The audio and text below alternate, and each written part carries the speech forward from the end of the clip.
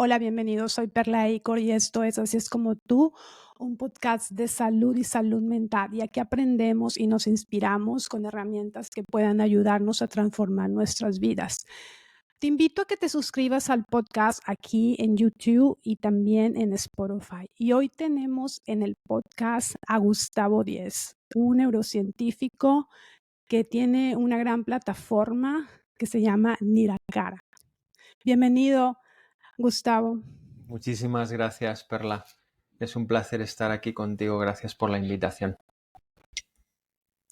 Sí. Y Gustavo tiene un, este, él es neurocientífico y por la Universidad Autónoma de Madrid, y también él tiene él es físico teórico y tiene también un certificado de mindfulness por la Universidad de Massachusetts. ¿Nos puedes ampliar un poco más, Gustavo, sobre tu carrera? Sí, porque a veces resulta confuso como un físico teórico acaba en la Ujú, neurociencia y estudiando ujú, mindfulness, ¿no? ujú, ujú. Pues sí, efectivamente, mi carrera base fue en física y mi especialidad en física teórica. Yo estudié superfluidos y Okay. a nivel práctico, o sea, experimental y también teórico.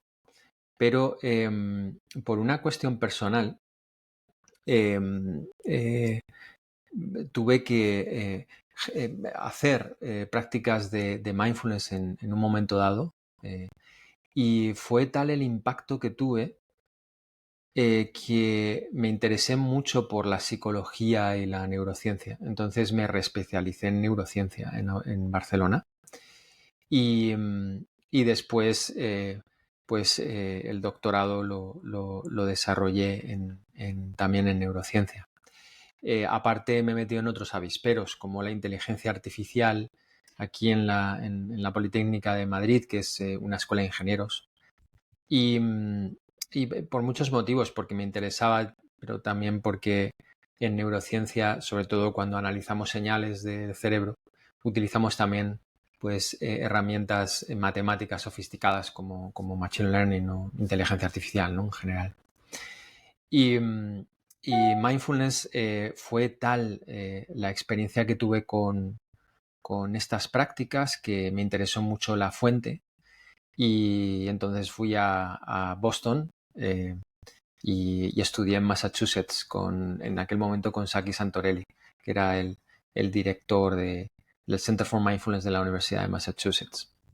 Y después aquí en Madrid desarrollamos en la Universidad Complutense ese programa y otros programas después. Okey. ¿Qué es Nirakara? ¿Qué significa? En primer lugar, te quería preguntar, ¿cuál es el significado? Suena así como, más bien como japonés, no lo Entre sé, pero no. Japo y tal, Sí, ¿no? Sí, sí, sí, sí. exactamente, pero, ¿qué es exactamente lo que haces en Nirakara? Ujú. Pues mira, Nirakara no es un término japonés, aunque Mm, lo parece. Y de hecho, a sí. veces me han presentado como director de un centro japonés llamado Nirakara. Oh, no. Sí, pero no, es un término sánscrito. El sánscrito es un idioma que no se utiliza ahora en India, pero es original de allí de la India. Y pertenece también al tronco indoeuropeo. De hecho, aquí en España a veces decimos que tiene más que ver el español con el sánscrito, pertenece al mismo tronco, que el español con el euskera, que es el idioma que se habla aquí en el norte de España, en País Vasco, que no pertenece a ese tronco. Y significa sin forma. Y, Sin forma, okey. ¿por qué? Porque hay algo maravilloso y precioso en el cerebro, y es que una sola neurona no explica la absoluta profundidad y complejidad del pensamiento. Okey. Si tú modelizas una neurona no puedes entender por qué pensamos, por ejemplo, o por qué sentimos, sino que es la interacción entre muchas de estas neuronas lo que genera finalmente esta actividad tan compleja que constantemente podemos experimentar en nosotros, ¿no? Personalmente. Pues bien, esa, complejidad para nosotros era algo así como sin forma, ¿no? No tiene forma, es algo que se da funcionalmente, ¿no? Y por eso pusimos Niracara. Y Niracara surgió en el 2009, o nos constituimos en el 2009. Casi fue como una spin-off de la Complutense de la universidad. Aquí comenzamos a hacer programas basados en mindfulness y comenzamos también a investigar con técnicas de neurociencias, psicología, biología, qué impacto tenía en las personas este tipo de técnicas y otras relacionadas con medicina del estilo de vida, sobre todo. Porque nos interesó mucho el poder profundizar en qué herramientas no farmacológicas podríamos disponer con evidencia que pudiera generar un impacto en la sociedad española. En la sociedad española tenemos varios problemas, muchos, pero uno de ellos es la sobremedicación. Es decir, ante problemas de la vida cotidiana a veces se da farmacología demasiado potente que puede tener en algunos casos efectos secundarios dramáticos. Entonces nos interesó mucho esto, nos parecía que el proyecto tenía que tener varias ramas, una de ellas la investigación, otra la divulgación, otra la formación y también la consultoría en empresas, ¿no? Que es otra de las patas que hacemos. Y desde entonces, ya desde hace 15 años, venimos desarrollando toda esa actividad. Sí, porque lo que tú estás diciendo es que, o sea, es que es cierto, la verdad es que esto de recetar, perdón, demasiados fármacos, aquí también, Gustavo, la verdad, pues, en Canadá también, o sea, para todo, o sea, si tienes, por ejemplo, cualquier problema, incluso, pues, ahorita que está todo eso, ¿no?, de la depresión y la ansiedad, pues, para todo es fármacos, ¿no? Y yo pienso también, creo que el mindfulness, ayuda mucho. Ujú. Sí, yo creo que es una herramienta interesante, tiene muchos, también tiene sus problemas. Por ejemplo, hace falta mucha motivación para poder desarrollarlo diariamente, ¿no? Ujú. Y esto no siempre se puede, incluso en personas que no están muy equilibradas, que están sufriendo, pues es todo un reto sacar un tiempo al día para poder practicar, ¿no? O sea que no, a ver, no carece de problemas, ¿no? Pero aún así creo que es como un hilo de Ariadna que tenemos que seguir tirando de él y que probablemente nos llevará a tener mucha más capacidad de desarrollar procesos, prácticas que puedan ser cada vez más útiles y efectivos. Y mira, yo esto muchas veces lo comparo, la sobremedicación, con un caso que yo creo es del todo entendible, y es si tú tienes un corredor profesional, un corredor de ¿Financiero? fondo, Lo que tú no, dices. un corredor de Okey, fondo, un atleta, okey, ¿no? okey. Em, y este atleta tiene un problema en su biodinámica y cuando corre de tal forma que se está haciendo daño en la rodilla, poco a poco irá desarrollando problemas en la rodilla. Y, y tenemos dos caminos cuando el atleta tiene dolor en la rodilla. O bien generar una disminución de sus síntomas para que pueda seguir corriendo, o bien con farmacología, o bien intentar comprender cuál es la causa biomecánica y generar un proceso de entrenamiento para equilibrar su pisada y para que poco a poco pueda correr sin dolor, ¿no? Pues yo esto para mí es una manera de entender lo que pasa socialmente.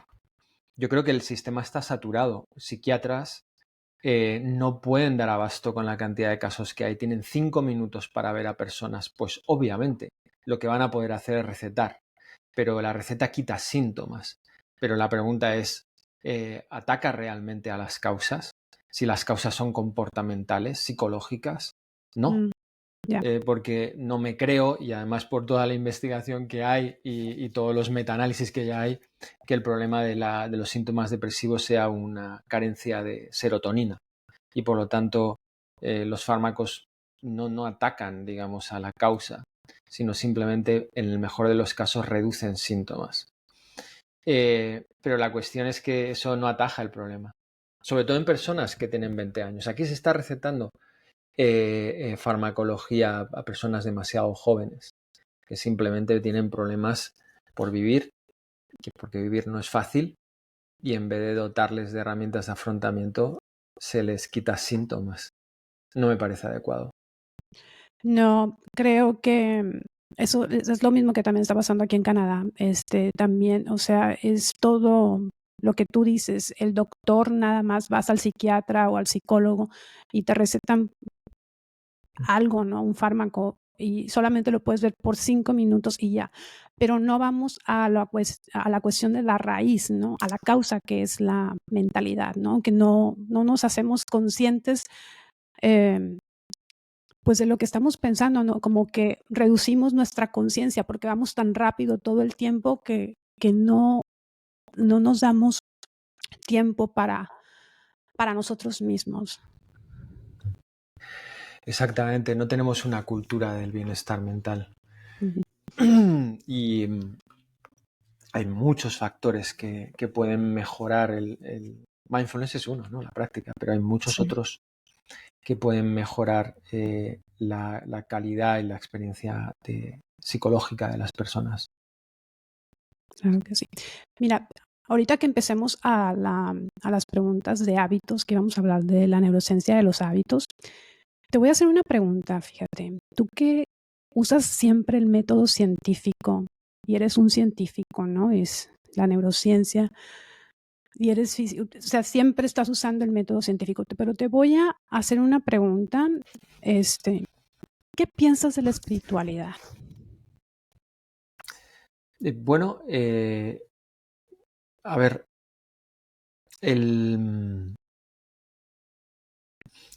espiritualidad viene de spiritus, es una palabra latina, Ujú. y tiene que ver con la respiración Okey. Oh, okey. y con lo que está vivo. Em, entonces, creo que en ese sentido podemos, o dependiendo de cómo describamos qué es espiritualidad, eh, como decir, podemos incluso investigar desde el punto de vista científico. Por ejemplo, hay muchos artículos ya y hay una gran revisión de King y sus colegas del 2022 en una revista muy interesante que se llama Annals of Psychology, que, que muestra cómo, es un review, cómo el sentido de vida tiene un impacto fisiológico. ¿Cómo se mide el sentido de vida? Bueno, es algo difícil porque por ahora nada más tenemos una manera de medirlo, que es preguntando a la gente con Ujú. cuestionarios. Sí. Pero primero hay que definir bien qué es el sentido de vida. Y el sentido de vida, según estos autores y hasta donde yo entiendo, tiene 3 componentes. Uno es el significado que le das a tu vida. Hay veces que decimos naturalmente, esto no tiene sentido, no tiene significado para mí. Tú puedes hacer las cosas y que para ti sean significativas, o puedes hacer cosas que no sean significativas para ti. Poco a poco es como que tu motivación, tu sistema de motivación se va deteriorando, ¿no?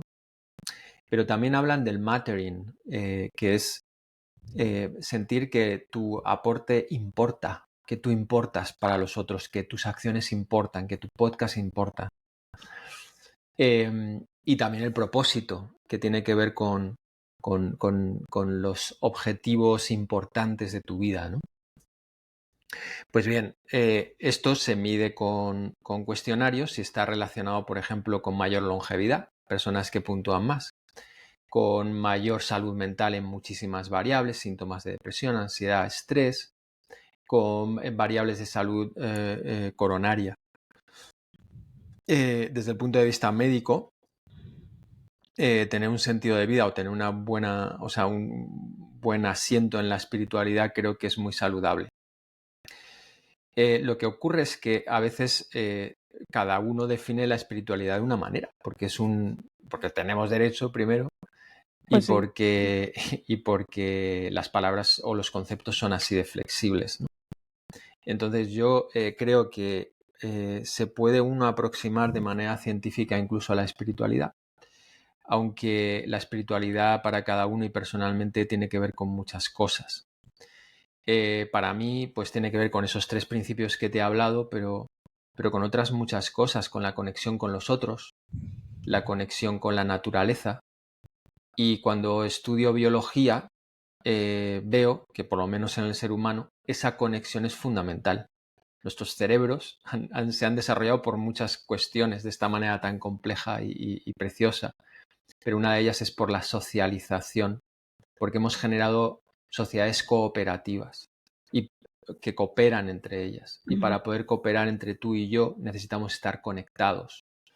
Y eso nos da sentido, ¿no? Y para mí eso tiene que ver con la espiritualidad, pero yo no sé si tú te referías a ese tipo de espiritualidad o a otra. Bueno, no, sí, está bien, pero como yo escucho mucho sobre la cuestión del cuerpo, la mente pues el espíritu, ¿no?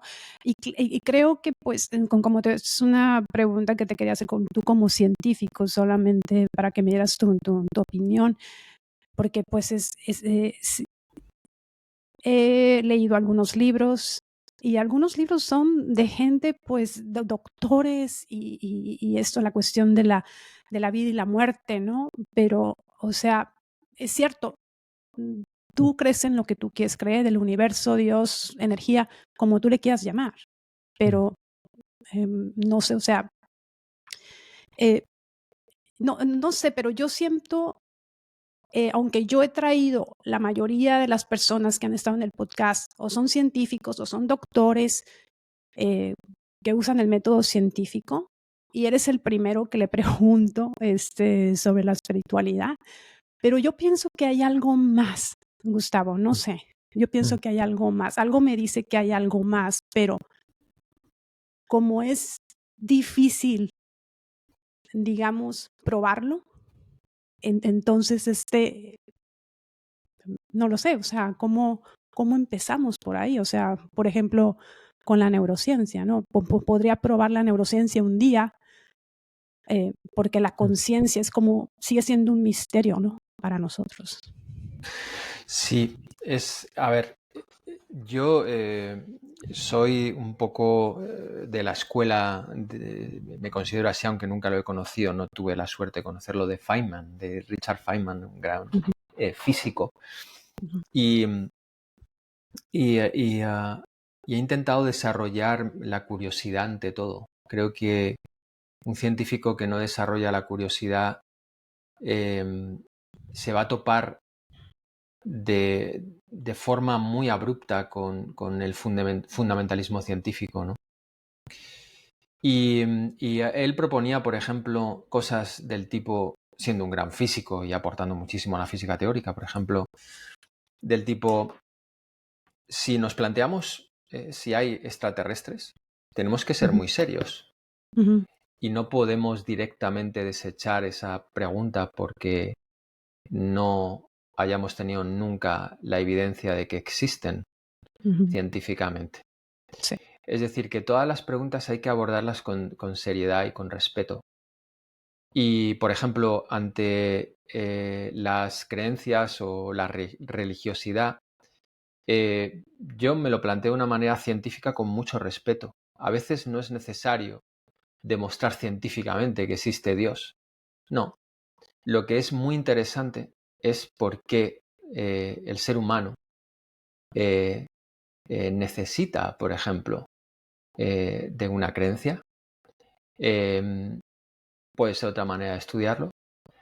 Y con respecto de la conciencia, efectivamente hay todo un debate abierto en el mundo de la neurociencia, porque no tenemos ni idea de cómo la actividad física, electrofisiológica de las neuronas y sus conexiones pueden dar lugar en algún punto a la conciencia. No hay ninguna teoría, nada, que haya sido demostrada empíricamente. Hay muchas líneas, por ejemplo, Tononi en Wisconsin aporta una de sus teorías. Nosotros le invitamos aquí en el 2019 a Madrid, estuvo dando unas charlas muy interesantes, pero hay otras muchas. Y realmente no tenemos idea. Yo también puedo decir algo, y es que tener curiosidad implica también a veces llegar a la conclusión de que no tenemos ni idea. Y lo que pasa a veces es que hay personas que a lo mejor son religiosas y dicen, yo sí tengo idea, esto viene de Dios. Ya. Y entonces para mí eso es dejar de tener curiosidad, porque no lo sabes. No. Y no saber, para mí es uno de los fundamentos de la ciencia. O sea, cuando uno no sabe, quiere saber y entonces le lleva a seguir descubriendo. Yo estoy muy tranquilo no sabiendo. Y muy tranquilo espiritualmente no sabiendo. Y en ese sentido, por ejemplo, la conciencia para mí es un misterio, pero como muchas otras cosas en el universo. Y convivo con ello todos los días. Sí, me gusta cómo piensas, ¿no? Que estás muy tranquilo por no saber, porque a veces creemos que sabemos muchísimas cosas, pero en realidad no lo sé, Gustavo, pero entre más vivo pienso que no sé casi nada. Mm. Que cada día es un descubrimiento, que la ciencia está descubriendo más, y eso es lo hermoso de la ciencia, que descubre cada vez más y sigues descubriendo y sigues explorando. Eres así, pues me considero yo también como una exploradora, ¿no? De diferentes temas. Qué bien. Eso es una gran conclusión y una de los puntos, ¿cómo decir?, de inicio de nuestra cultura clásica, filosófica, con Sócrates. Ya. Sí. Yo sé que, como dice yo Solo lo sé que no sé. sé nada. Exactamente. Sí, sí. Bueno, pues ahora vamos a preguntarte, ¿no? Sobre los hábitos, ¿no? Utilizando la neurociencia. ¿Cómo podemos crear buenos hábitos utilizando la neurociencia?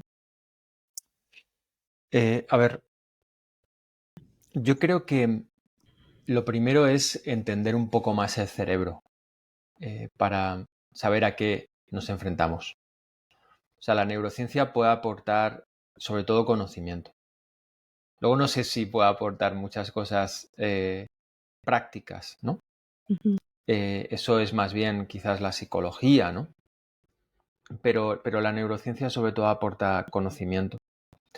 Y así de forma como muy grande y muy alto nivel, te puedo decir que a mí una de las cosas que más me ha hecho estar tranquilo con respecto de los hábitos es entender que en el ser humano mm, casi todas las cosas se dan por automatismos. Es decir, ahora estás hablando conmigo y todos esos gestos que estás haciendo que me hacen conectar con tu mensaje con las emociones que hay por detrás de tus palabras, no los haces voluntariamente. Se hacen porque sí. Cuando estás andando, obviamente, la mayor parte de los micromovimientos que haces para mantener el equilibrio tampoco los haces conscientemente. No los haces voluntariamente. Lo que piensas no es voluntario tampoco. Es decir, aparece el pensamiento en la mayoría de las ocasiones, al no ser que tengas voluntariamente una tarea que hacer y entonces enfoques tu atención, pero incluso así aparecen pensamientos que tú no los llamas. Es decir, que vienen y vienen. Y lo mismo con las emociones. Un estímulo en el ambiente y una reacción, que no es voluntaria, que te hace estar a lo mejor pues con miedo o con entusiasmo o con lo que fuera. Es muy importante entender que el comportamiento en su mayoría también es automático y que sí que tenemos una cierta capacidad de flexibilizar tanto la forma de pensar como lo que sentimos a nivel emocional como nuestro comportamiento, pero estamos ante un terreno cerebral que más bien se produce de manera automática, es decir, inercial. Entonces, esto me tranquiliza, ¿por qué? Porque al menos en las sociedades, digamos, de base, bueno, a ver, de nuestra cultura, voy a decir, somos muy culpógenos. Entonces, comenzamos cualquier cambio de hábito, vemos que no nos sale bien la cosa y nos culpamos, ¿no? Entrando a veces en círculos de sufrimiento bastante grandes, ¿no? Hay que saber que en principio, si uno quiere cambiar un hábito, tiene muchas probabilidades de no cambiarlo. Y es por esto, porque el cerebro premia lo que gasta menos energéticamente y es mucho más eficiente a nivel energético un comportamiento automático que uno voluntario, que tienes que poner, digamos, a disposición pues toda la región frontal del cerebro para poder generar, digamos, un cambio, ¿no? Esto es como una primera parte esencial de comprender. Aún así, sabiendo esto, sí que hay estrategias para poder cambiar hábitos. Pero eso es todo otro tema, ¿no? Okay. Sí, pues pienso que reducir la resistencia, ¿no? La resistencia a cambiar el hábito. Tienes como que entre más resistencia tienes, cualquiera que sea el hábito, un pequeño leer o lo que sea, hacer ejercicio, siempre va a haber como una resistencia y eso es lo que, pues, hasta, lo que habla también James Clear en los hábitos atómicos. También Sí. hablan, ¿no?, sobre cómo como que 5 minutos, él pone un ejemplo que una persona va 5 minutos al gimnasio, pero porque ya cumplió esos 5 minutos, no se quedó ni media hora, ni una hora, ni nada, ¿no? Pero ya cumplió, ya hizo esos 5 minutos y o sea, ya está cumpliendo con ese hábito. Claro. A ver, la resistencia yo lo comparo metafóricamente con surcos en el terreno. Si tú tienes un surco muy grande en un terreno y llueve, es mucho más probable que el agua vaya por ahí, ¿verdad? Ujú. Pues algo pasa igual en nuestro cerebro. Es decir, se activan redes neuronales de una forma mucho más probable ante ciertos estímulos. Y cambiar de surco implica mucha energía. Lo que experimentamos es la resistencia que implica tener que arar en otro lado, otro surco, para Ujú. que las redes neuronales, digamos, comiencen a disparar de otra manera.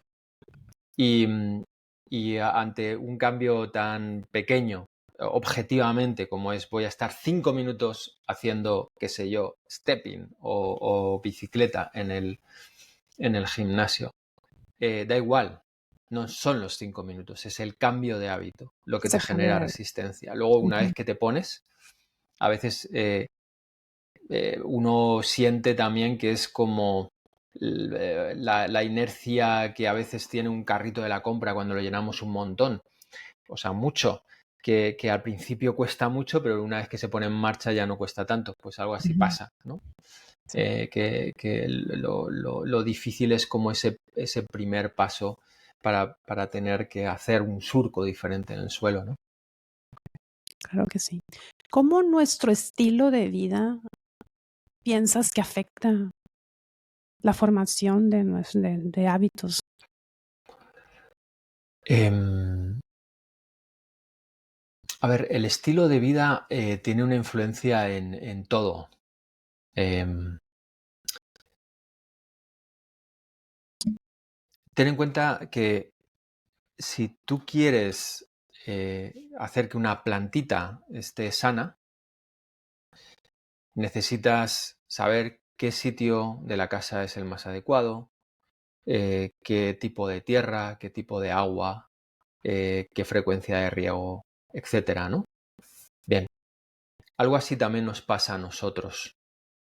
El estilo de vida da como resultado un cuidado de este cuerpo que tenemos.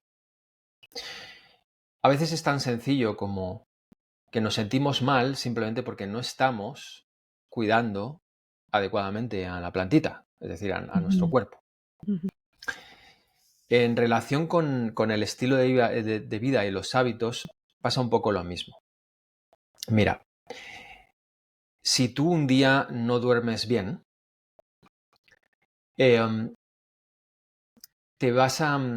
vas a tener mucha menos capacidad de regular tus emociones, simplemente porque el cerebro se ha levantado sin haber asimilado, sin haber procesado toda la fatiga del día anterior. Tu cerebro es como un músculo, metafóricamente, y todos sabemos que cuando cogemos una mancuerna, una pesa, y hacemos flexiones de bíceps braquial, por ejemplo, llega un momento en que no puedes hacer más, llegas al fallo muscular y tienes que tirar la pesa. Bien, el cerebro, al igual que el músculo, necesita energía para funcionar. Y si no tienes energía para funcionar, el cerebro no va a funcionar bien. Es algo tan sencillo. Ten en cuenta que yo soy físico, con lo cual mi forma de ver las cosas a veces es demasiado simplista, como hacemos los físicos, ¿no? Había un chiste bueno, no voy a entrar en esto, que si no me voy del flujo. No te preocupes. Sí. Entra si tú quieres. Ponme el Sí, ejemplo. Ponme el ejemplo. bueno, no, luego te cuento el chiste. Entonces, el hecho de no dormir hace que tu nivel energético sea menor. Entonces, si tú normalmente tienes 1 litro de reserva cognitiva en el día, ¿vale? Imagínate, es una metáfora, tú te levantas con 1 litro por la mañana. Ese litro a lo mejor lo estás gastando durante el día, pues en las tareas que tienes que hacer. Si miras mucho el móvil, vas a gastar decilitros un poco sin sentido, pero si estás más concentrado vas a gastar menos decilitros. Si además haces algunas paradas, pues el nivel de gasto es mucho menor. O sea, hay toda una ciencia de cómo regular tu energía cerebral a lo largo del día para no caer en fatiga cerebral, ¿no? Pero si tú no duermes un día, no empiezas con 1 litro. Empiezas con 0,5 litros, a lo mejor. Y te puedo garantizar que al final del día o al mediodía ya te vas a sentir bastante agotados. Tu cerebro se va a sentir agotado.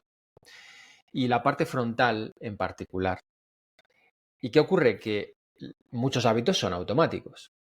¿Y quién regula ese automatismo? ¿Quién regula el que, bueno, pues veas una pastelería yendo a casa y digas, no, la semana pasada me pasé un poco, voy a regularme esta semana? El corte frontal.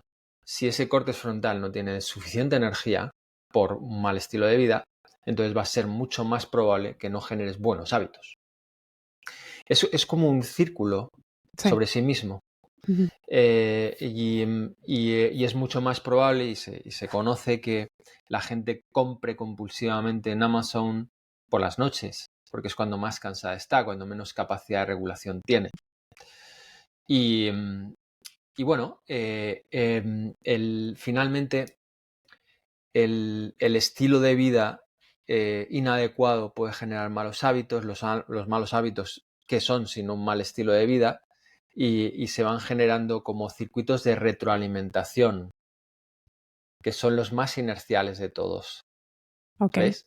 O sea, porque a veces entramos y todos tenemos esa sensación de entrar en una etapa de retroalimentación negativa en el que todo influye para que finalmente tus hábitos sean malos y tu forma de pensar también, y eso influye en tus hábitos malos y circuitos que se van alimentando entre sí, y al contrario también pasa. Hay momentos en los que hay como un circuito de retroalimentación, pero más virtuoso, ¿no? Acudiendo a esa palabra estoica, la virtud. Sí.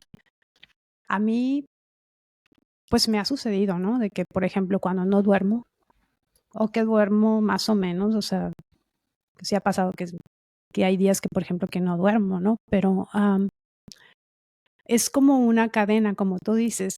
y me levanto y quiero desayunar algo dulce, cuando supuestamente es mejor desayunar algo salado, este, y como que se va yendo el día en decisiones que parecen como muy, digamos, fáciles, a lo mejor en ese momento de hacer o no, que a lo mejor, bueno, si me Mm, como esto, ¿qué pasa? No va a pasar nada, ¿no? Pero a la larga afecta. Y ujú, ahorita lo que sabemos es que el 40% de la población mundial no duerme bien. ujú. Y me parece poca. O sea, me parece que esa estadística, no sé de dónde, pero vamos, aquí en España te puedo garantizar que a lo mejor es un 80%, ¿eh? Aquí en España es horrible. O sea, porque además cenamos a las 10 de la noche Sí, y nos levantamos a muy las 6 de tarde. la mañana. Y eso de la siesta era una cosa de los abuelos. Aquí no se duerme siesta. Entonces al final estamos durmiendo de media 6 horas, 7 horas. Te lo digo de verdad. Mira, Mm. nosotros hemos hecho estadísticas aquí en España, en grandes organizaciones, en un gran banco aquí en España, y en particular una muestra muy grande, miles de personas. ¿Sabes cuál era la media de estas personas durmiendo? 5,4 horas. Ay, qué poquito. ¿Y cómo te recuperas? ¿Cómo? Digamos, porque yo cuando no duermo, como te digo, Gustavo, no puedo funcionar bien. No puedo funcionar bien. Sí funciono, ¿no? Pero digamos que me siento cansada todo el día. Claro. Bueno, Mm. pues al final yo creo que los cuerpos se van acostumbrando a una energía cada vez menor. Se suelen tomar estimulantes de todo tipo para poder afrontar el día. Y se va acumulando una carga, digamos, corporal, que al final pues da como resultado problemas de todo tipo, fisiológicos, mentales, etcétera, pero que no es por una cuestión psicológica solamente, sino por una cuestión, a mí me gusta verlo de manera energética, una cuestión de un mal cuidado de la plantita. Y claro, revertir todo eso no es fácil, como decía al principio. Hace falta ir tocando muchas pequeñas cosas. Es que el cuerpo no es una línea de causa-efecto, es una red de causas y efectos.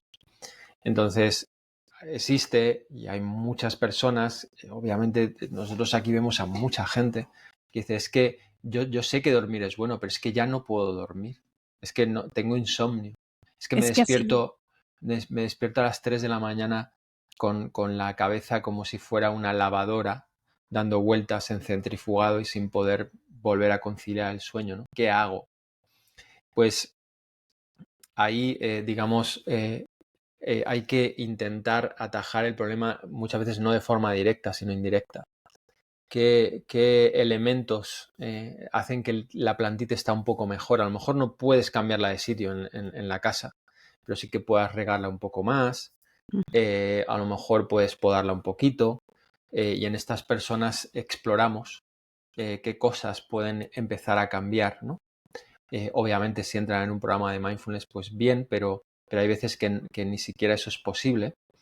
Y de lo que se trata es de ir cambiando pequeñas cosas del estilo de vida, porque eso va a dar como resultado mayor energía y por lo tanto empezar a generar un círculo más virtuoso, ¿sabes? Pero claro, las personas esto no lo asumen bien porque ellos lo que quieren es dormir ya y es mucho más fácil tomar un fármaco. tomar un fármaco. Sí. Ujú. Sí. Es lo que me decía. No sé si conozcas en España a la doctora Carla Estíbil. Ella me dijo de lo mismo. Ella es médico, especialista en la salud, pues, del buen dormir, y ella me dijo eso, que es más fácil, que hay muchísimas cosas, que la gente está tomando muchísimas drogas en lugar de tratar de comenzar a hacer nuevos hábitos. Y no solo, pues, del buen dormir, irte a dormir, por ejemplo, 1 hora antes o media hora antes, como puedas comenzar, ¿no?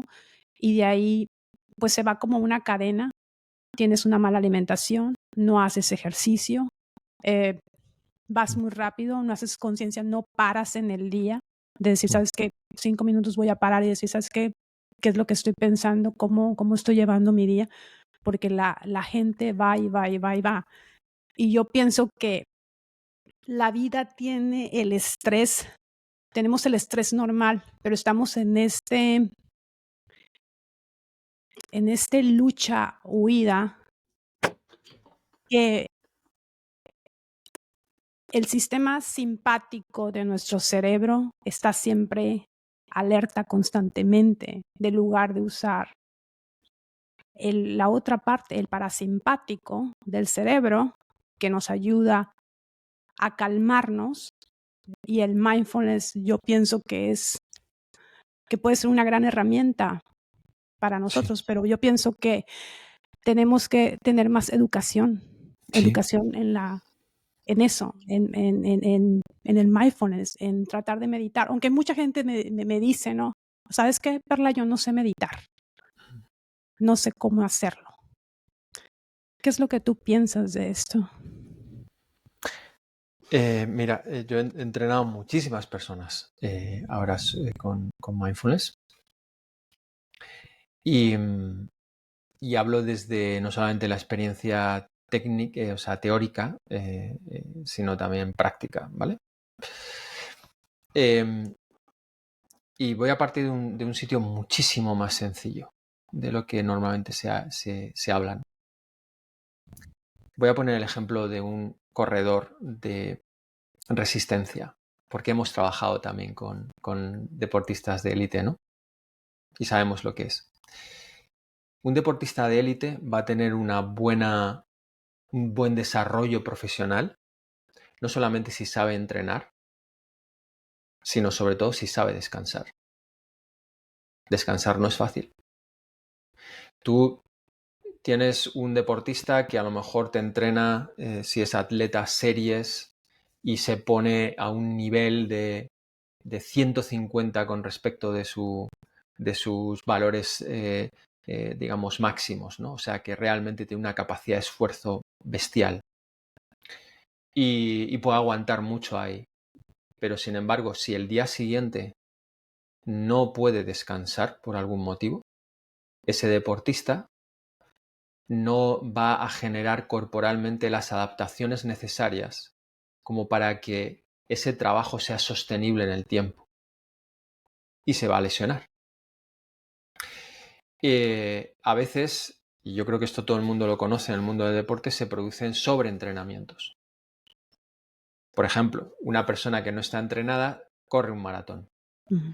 ¿Qué viene después del maratón? Lo que llamamos la depresión post-competición. Uno de los síntomas es depresión. Fatiga. Quizás no es la tristeza, sino la fatiga lo que realmente define la depresión. La fatiga total que el cerebro tiene cuando una persona tiene depresión. Y en deportistas pasa, obviamente, si descansa y sabe descansar, pues poco a poco va saliendo de ahí. Pero pasa. Entonces, en nuestro día a día queremos llegar al tope de exigencia en nuestro trabajo, profesionalmente, etc. Y eso es como entrenar duro a nivel deportivo. Pero ¿sabemos descansar? Mira, las redes sociales creo que han hackeado las formas de comunicarnos entre nosotros. Ujú. También han facilitado, por ejemplo, esta entrevista, o sea, no todo es malo. Sí. Pero o el que nos podamos comunicar con nuestros familiares. Hay muchas cosas buenas, pero lo cierto es que también han hackeado de alguna forma, han cambiado la manera de relacionarnos. Pero, y eso lo sabemos todos y está, digamos, cada día en los periódicos, ¿no? Que se habla del tema. Bueno, pero no se habla tanto de que nos han hackeado nuestro descanso. La mayor parte de la gente descansa con una pantalla enfrente. Y eso creemos que es descansar. No. Lo que te facilita la pantalla es que te olvides de tus problemas, pero tu cerebro no está descansando ahí. Es como un de ¿cómo se llama? Dopamina, digamos, por decirlo así. Es como un shock, como Sí, comerme. una nieve, un dulce, pero pues la red es lo que hacen esto, ¿no? La dopamina en el cerebro. Claro, o sea, hackean un poco el sistema este de motivación dopaminérgico y es muy fácil que uno esté enganchado atencionalmente a algo, ¿no? Cada vez a menos. O sea, aquí en la universidad tenemos a jóvenes de 20 años que ya no tienen la capacidad de ver una película porque les aburre, porque su cerebro se ha entrenado en ver TikTok. Ujú. Y el estímulo dopaminérgico, si lo podemos llamar así, es cada vez más rápido, ¿vale? Pero sí, es esto, es por un lado que hackean el sistema de motivación, pero es que ya en los 80 descansábamos en familia viendo la tele. O sea, que viene de lejos, ¿no? El tema es que nada más hay que hacer la prueba. Date 2 semanas sin ver pantalla realmente, sin descansar los fines de semana, sin ver una peli, sin ver Netflix, sin ver nada. Y fíjate en cómo duermes en comparación a cuando antes de dormir ves una serie. No tiene nada que ver. Es que cuando estás viendo una película hay una estimulación brutal en el área, por ejemplo, occipital. Y luego, aunque uno caiga dormido, el cerebro no entra en estados, en todo el cerebro, no entra en estados de sueño profundo por esa sobreestimulación. Pasa lo mismo con las pantallas, no es solamente el problema de la luz azul, es el problema de la estimulación visual, ¿no? Entonces, creo que parte del tema es saber descansar. ¿Por qué? Porque si no, el día siguiente tú no vas a tener 1 litro, a lo mejor vas a tener 900 centilitros. Y el día siguiente 899. Vas poco a poco drenando tu energía y no nos damos ni cuenta. Entonces, mindfulness, por un lado, es darse cuenta de lo que está pasando y creo que es muy interesante, es volver a conectarse con las cosas de todos los días. A veces vivimos como muy desconectados de los otros, de nosotros mismos, de lo que nos pasa, tal. Pero hay algo todavía mucho más básico, menos, ¿cómo decir?, profundo que eso que trae mindfulness, que es simplemente la relajación. Es que no sabemos relajarnos, tú lo decías antes con el sistema parasimpático. ¿Y cómo nos relajamos? Bueno, durante miles de años nos hemos relajado todos enfrente del fuego, hablando. Eso es relajación, Ya. Ujú. con luces bajas, ¿no? Lo que te da el fuego. Nos hemos relajado masajeándonos unos a otros, tocándonos unos a otros, como todos los primates, no es nada nuevo.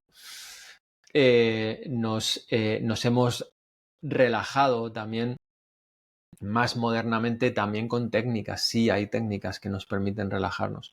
Podemos relajarnos a veces de toda la estimulación de la semana yendo a la naturaleza. Vosotros en Vancouver lo tenéis muy cercano. Sí. Eh, es decir, que reivindico esa parte del saber descansar. No es fácil, no sabemos descansar. Fíjate. ¿Qué papel toma la atención aquí?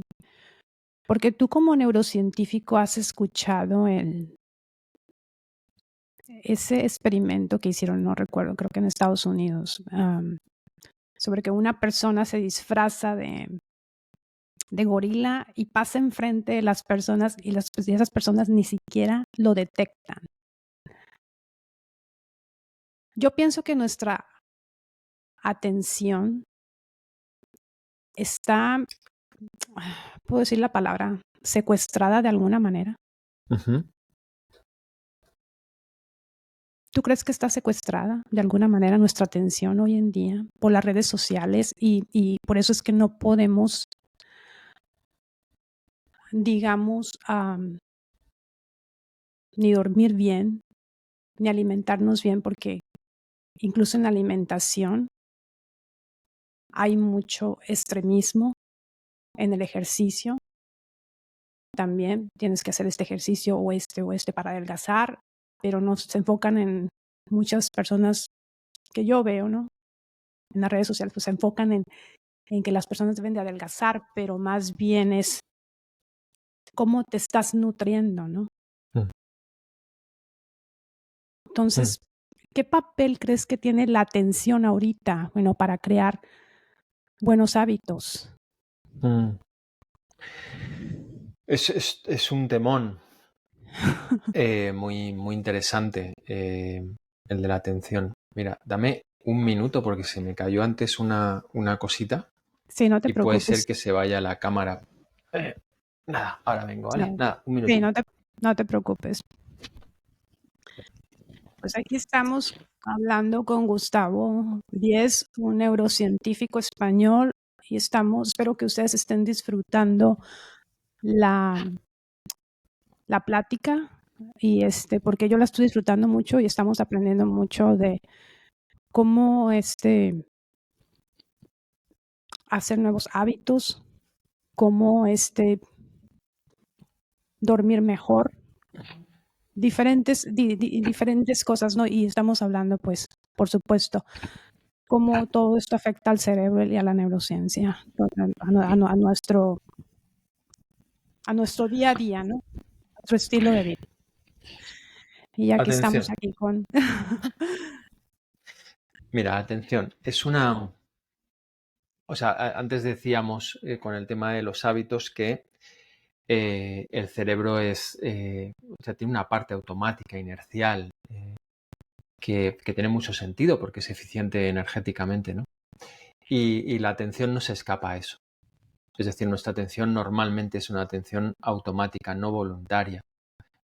Si vamos en el automóvil hacia cualquier lado, estaremos pensando en cualquier cosa, luego algún automóvil que pasa, pues tu atención va hacia allá, tal.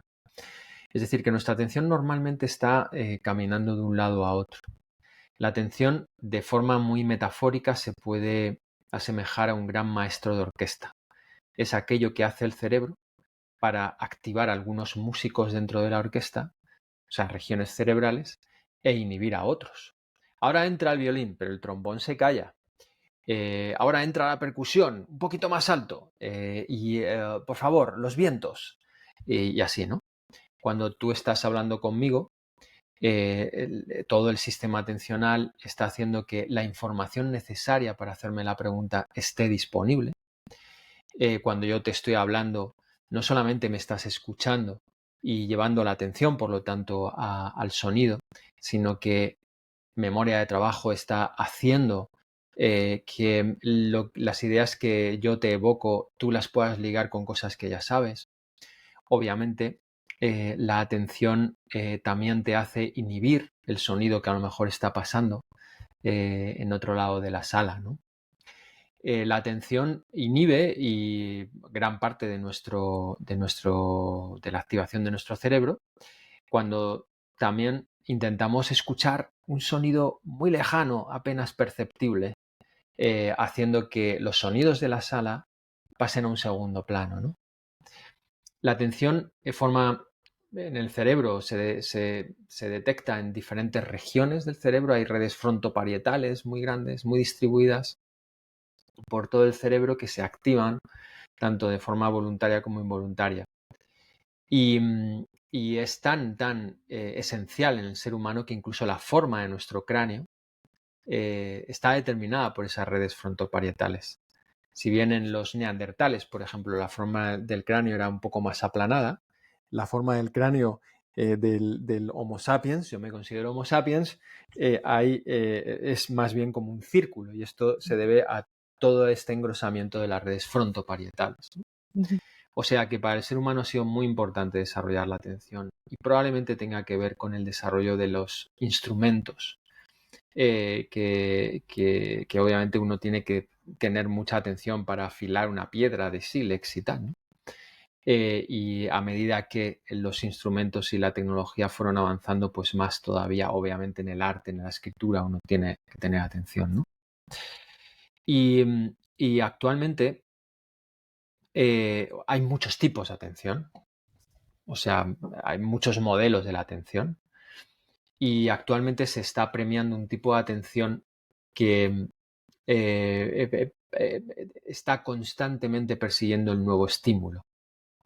O sea, TikTok es un ejemplo paradigmático, también Instagram, ¿no?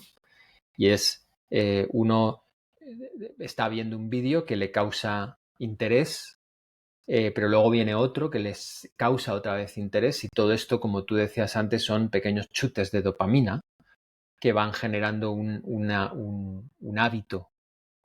La dopamina lo que hace es anclar los hábitos. La dopamina se segrega, a ver, tiene que ver con muchísimas cosas. Hay varios sistemas dopaminérgicos. Uno relacionado más con el movimiento, el nigroestriado, que está afectado en pacientes de Parkinson, por ejemplo, y otro más motivacional, mesocorticolímbico.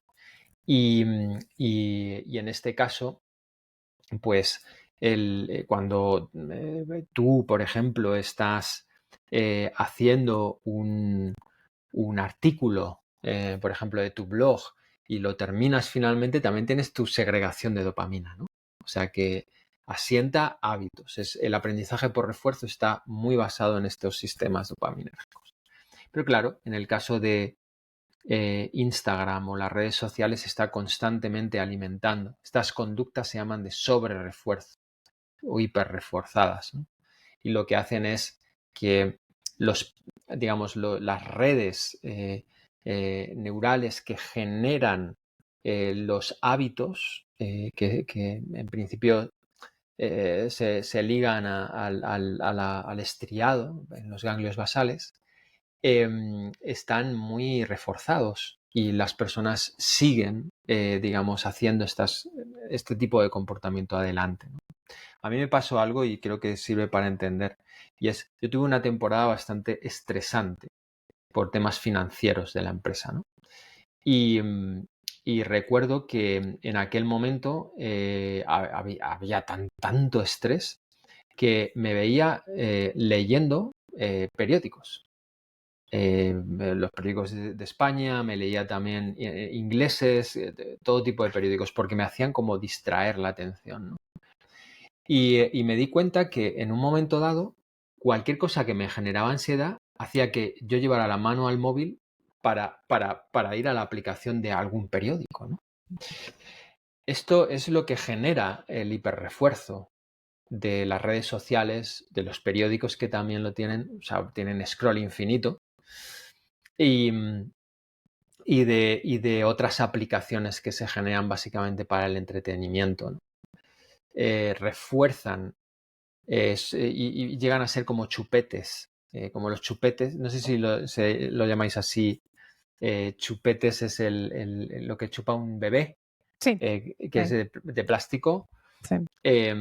Bueno, cuando está llorando, pum, le pones el chupete, ¿no? Pues para mí el móvil se convirtió en un chupete. Cuando me di cuenta, flipé, Sí. porque me pude realizar que realmente tiene mucho, mucho efecto esto, ¿no?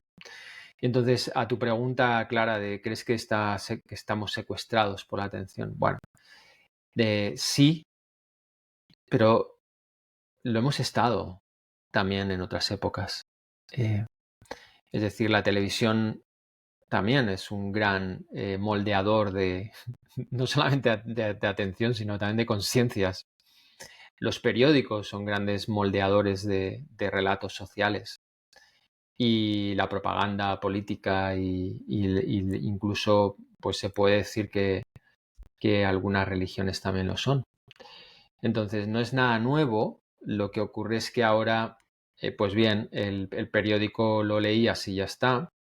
Estos bichos ahora se despiertan con nosotros, se acuestan con nosotros, los llevamos al retrete, qué sé yo, están todo el rato con nosotros. Entonces, el grado de influencia pues aumenta exponencialmente, ¿no? Y, y además lo malo del asunto es que tu experiencia está completamente determinada por dónde enfocas tu atención. Si uno se levanta por la mañana, te voy a poner un ejemplo muy tonto, y se mira al espejo y dice, joder, qué feo soy, ¿no?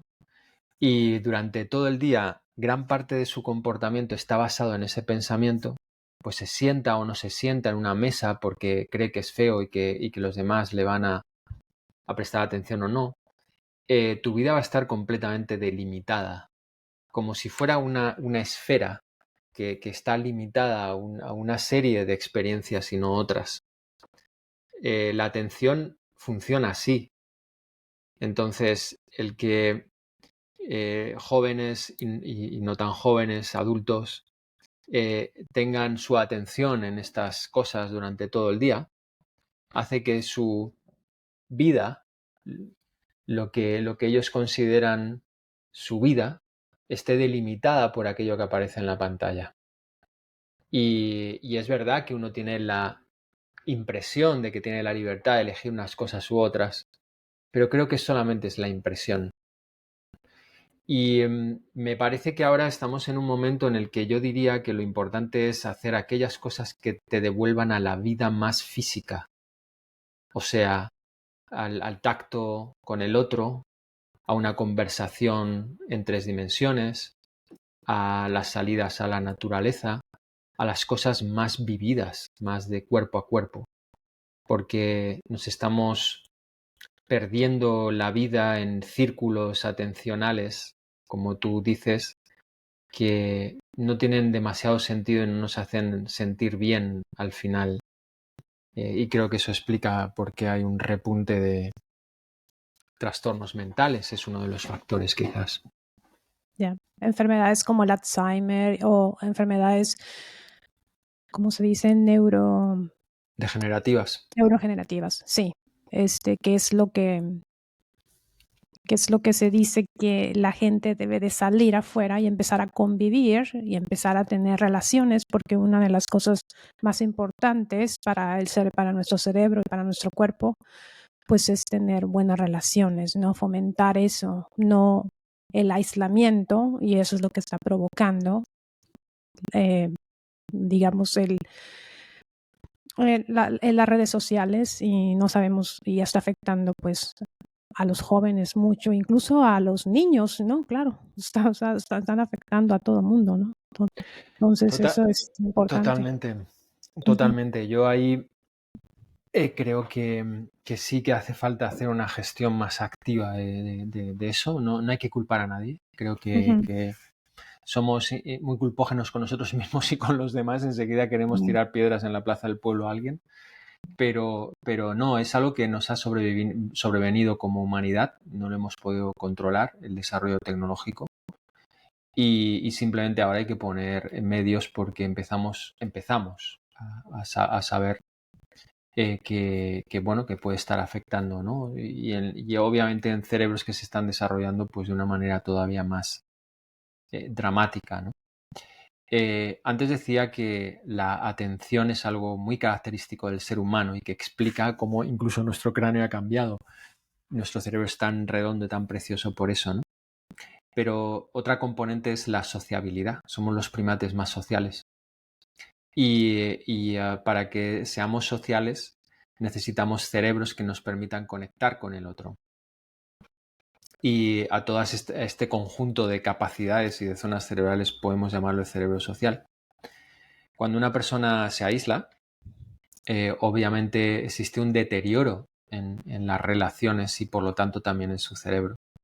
Necesitamos estar conectados los unos con los otros y no solamente a través de las pantallas. Esto está bien, pero no ha de ser la totalidad, porque este cuerpo ha sido diseñado durante cientos de miles de años, desde que somos Homo sapiens y mucho antes, obviamente, en toda la evolución que han tenido las especies, ¿no?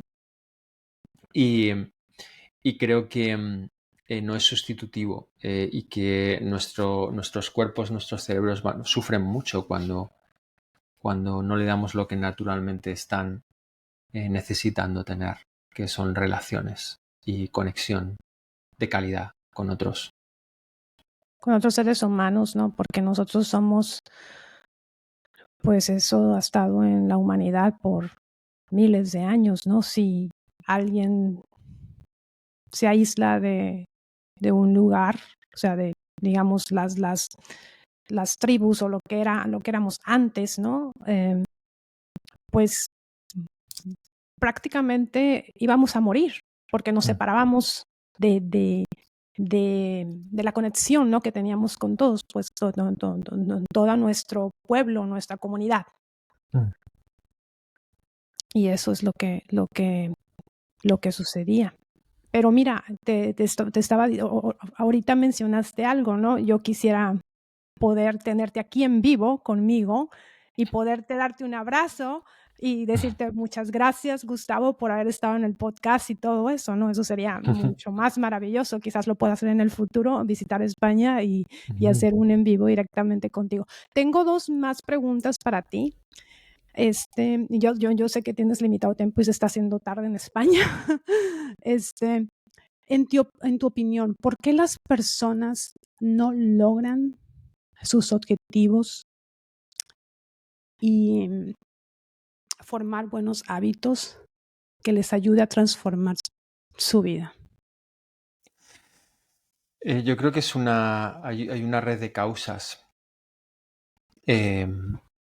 que explican o que pueden explicar eso, ¿no? O sea, no sería justo decir una sola, porque hay muchas.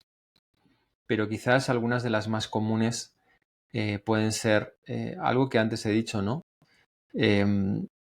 Si vivimos separados de un poco de nosotros, de lo que necesitamos, de nuestra vida, poco a poco vamos perdiendo como la motivación y el propósito intrínseco y nos dejamos de cuidar.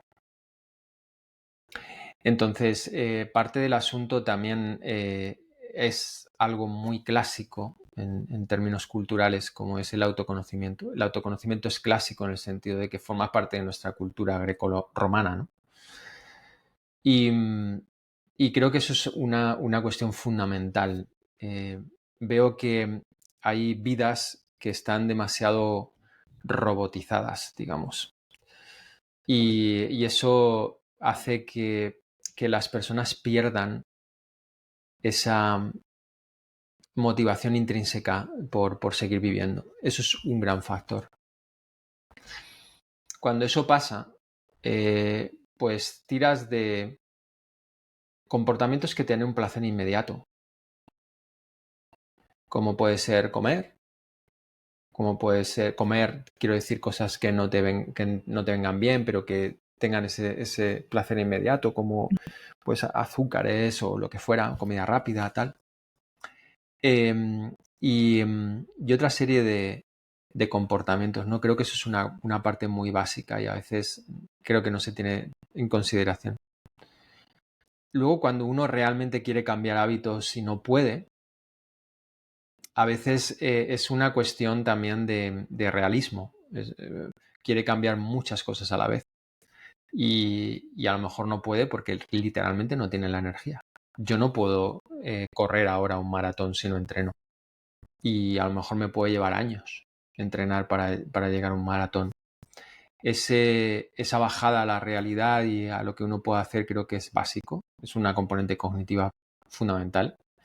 Y como decía el de hábitos atómicos, James Clear, ¿se llama? ¿Sí? James Clear, yeah. Sí. Bueno, pues que es mejor ir como poco a poco, con hábitos que vayan cambiando casi marginalmente, ¿no?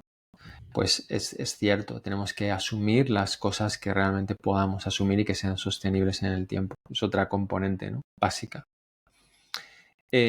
Hay también veces que es el contexto lo que nos dificulta mucho el cambio de hábitos.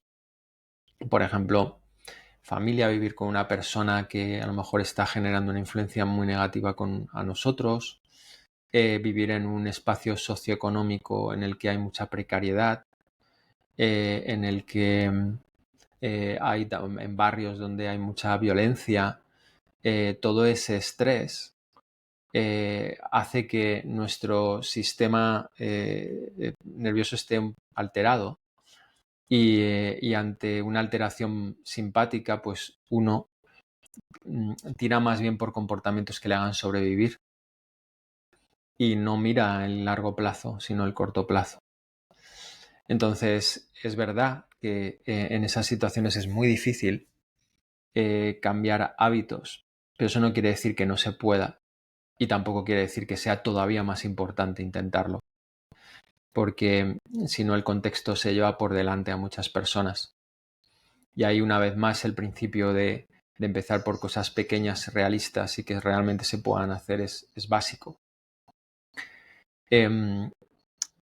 También parte del asunto de por qué no se consolidan los hábitos es que un hábito, imagínate, tú tienes un hábito ya muy anclado y es como un pozo de potencial, como un gran hoyo.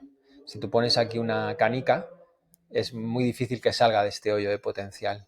Algo así es un hábito ya anclado.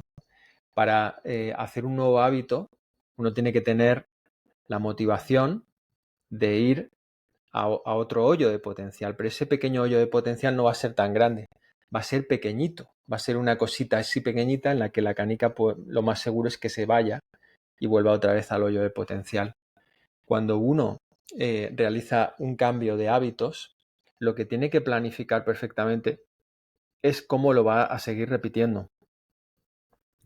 Nosotros, como primates, aprendemos repitiendo, repitiendo, repitiendo. Y a veces se toma en consideración qué es lo que uno quiere cambiar. Incluso uno va al gimnasio, pongamos por caso un día, pero lo que tienes que ver y planificar es cómo vas a repetir eso y cómo es sostenible o no en el tiempo. Y para repetir hay muchos trucos, o sea, desde la planificación hasta involucrar a los demás. Acuérdate que somos seres sociales. Siempre que involucres a otro, incluso hagas un contrato con otras personas, imagínate con tu pareja, le dices, mira, voy a ir al gimnasio durante 3 meses y si no voy, me comprometo a darte $500. O sea, es una tontería, pero siempre que involucras a otros en tu proceso, tu cerebro social se activa. Es por eso que es mucho más fácil darlo todo en una sesión de CrossFit donde hay otra gente al lado que lo está dando todo que cuando lo haces por ti mismo, ¿no? Porque nuestro cerebro social es muy importante y lo tenemos que entender. Y podría seguir hablando muchísimo, Perla, Claro que pero, sí. pero esto es como las bases, ¿no? De cuáles son las causas de por qué las personas no pueden cambiar, ¿no? Sí. Me ha gustado mucho este podcast y creo que la gente va a aprender mucho y va a encontrar el valor en el podcast, teniendo a un neurocientífico tan interesante, importante como tú. Em, Mi última pregunta para ti, Gustavo. Esa es la pregunta que le hago a todas las personas que han estado en el podcast. ¿Qué es la felicidad para ti? ¿Cómo la defines? ¿Y qué hace Gustavo Díez para sentirse feliz al día a día? Pues en parte antes lo he dicho y, y la felicidad para mí tiene varias capas, pero tiene mucho que ver con el cuerpo. Los niños nacen naturalmente felices Sí, sí. y no tienen grandes aspiraciones. No lo ves Las en los gran- bebés. claro, entonces hay una cuestión de la felicidad que es corporal. Y yo lo tengo, por ejemplo, yo salgo normalmente a la naturaleza, me gusta correr, me gusta nadar, me gusta montar en bici, hacer mucho deporte, meditar, todas esas cosas me encantan porque también me dan mucho placer, ese placer de los niños, un placer muy intrínseco, corporal, y por otro lado me aportan la felicidad de estar conectado con la naturaleza, que es tan simple. Yo veo que para mí esa es la mayor fuente de felicidad corporal. Luego hay una felicidad más, como decir, emocional, cognitiva, ¿no? Emocional es no dejar pasar ningún momento como algo automático y generar el contexto, mi propia actitud, para que las cosas que hago en el día a día sean significativas. Por ejemplo, esta conversación contigo. Ahora me voy a ir a casa y voy a estar realmente disfrutando de un ramen que le voy a hacer a mis hijos con ellos y de la noche, ¿no? Sin ver absolutamente ninguna pantalla. Y, y esa es un poco la felicidad emocional, el hacer que las cosas sean significativas. Hay muchas pequeñas cosas en el día que simplemente pasan desapercibidas porque no tenemos la actitud, digamos, de vivirlas de una forma más significativa. Y luego tengo otro tipo de felicidad más cognitiva que me lo da la curiosidad por aprender, por descubrir el misterio o los misterios, sabiendo que no los voy a descubrir, pero intentando aproximarme a lo que estudio, a mi interés por los otros, por la sociedad, por la naturaleza, o sea, en las áreas en las que estoy. No solamente me estoy refiriendo a la ciencia, sino como persona, ciudadano de este país que me ha tocado vivir y del mundo, obviamente. Eso es para mí, o sea, es algo muy concreto, muy, muy cercano y muy de todos los días. Me gusta. En tu video dices, en uno de tus videos de los neurociencia y los hábitos, dices que simplemente lo pusiste así como un ejemplo así bien que pues no hacemos, ¿no? Y lo intenté, de hecho lo intenté, voy a hacer lo que Gustavo Díez dice, ¿no? Disfrutar, lavar un poco los platos, ¿no? Lavar los platos, estabas diciendo en uno de tus videos, y que simplemente el hecho de sentir el agua y eso son los pequeños momentos que digamos que no estamos disfrutando al día a día para sentirnos más felices. Exactamente, porque hay muchas personas que han puesto demasiado el foco en los objetivos que cumplir como fuente de su felicidad y esa felicidad dura un momento para luego generar otra necesidad, no está ahí. Eso es parte de nuestra vida y está muy bien. Pero si uno pone todo el peso ahí, yo creo que está perdido. Y no, está en las cosas sencillas, en recuperar lo cotidiano y en aterrizar de nuevo en la vida. De esto hablan muchos poetas, ¿no? Rilke, por ejemplo, habla de volver a las cosas sencillas. Y me parece que eso es una gran fuente de felicidad, que es verdad que pasa desapercibida. Sí. Gustavo, ha sido un placer. Me ha encantado este podcast. Espero que tú también lo hayas disfrutado. Me encantaría volver a tenerte en el futuro en el podcast cuando tu agenda te lo permita.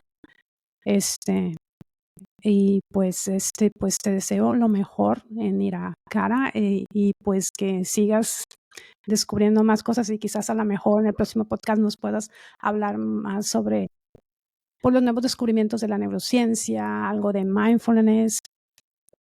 Muy bien, Claro encantado. que sí. Yo he disfrutado mucho contigo, Perla, también. Y sí, encantado, encantado. Te puedo hablar de muchas cosas, de algún estudio que llevamos a cabo, que hay muchos muy interesantes, o de lo que quieras. Y también te deseo lo mejor, que la fuerza te acompañe, que la energía te acompañe. eh, y, y espero bueno, que tu podcast, tu proyecto sea un éxito. Y muchísimas gracias también en nombre de todos los oyentes por hacer esto posible, porque eres tú quien lo hace posible y que lleguen todas estas conversaciones que haces a ellos y a ellas, ¿no? Muchísimas gracias, Gustavo. ¿Dónde podemos encontrarte? Ahora aquí en mi despacho, pero, pero, Me encanta eso.